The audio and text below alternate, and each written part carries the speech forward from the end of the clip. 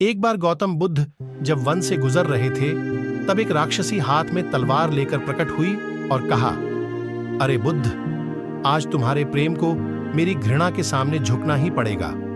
आज तुम्हारे जीवन का अंतिम दिन है।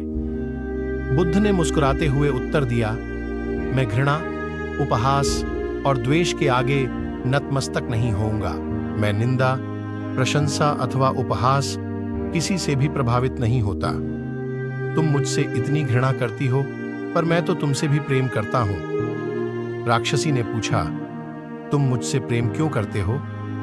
बुद्ध बोले, मैं तुम में मां का रूप देख रहा हूं, और मां तो प्रेम का रूप होती है, उसमें हिंसा हो ही नहीं सकती। इतना सुनते ही राक्षसी के हाथ से तलवार गिर पड़ी। हे बुद्ध, तुम धन्य हो। इतना कहते ही वह देवी में बदल गई और अंतर्धान हो गई। दरअसल जो लोग दूसरों से द्वेष करते हैं, अंत में एक दिन घृणा उन्हें नष्ट कर देती है। घृणा से घिरे हुए लोगों को एक दिन घृणा ले डूबती है। प्रेम सत्य के आवरण से ढका होता है। सत्य से जुड़ा हुआ व्यक्ति सदैव आनंद में जीता है। सत्य को केवल अपने तक सीमित मत रखो, उसे अपने कर्मों में ढालना होगा। सत्य रूपी गुलाब की खुशबू है कर्म। अपने कर्म को प्रेम और सत्य में डुबोकर करो। सत्य रूपी गुलाब की खुशबू है कर्म।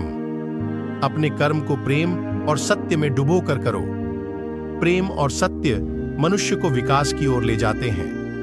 ध्यान रहे कि ये दोनों मार्ग ईश्वर की ओर जाते हैं। इस मार्ग पर चलने वाले सहज में ही आनंद और शांति को पा लेते हैं।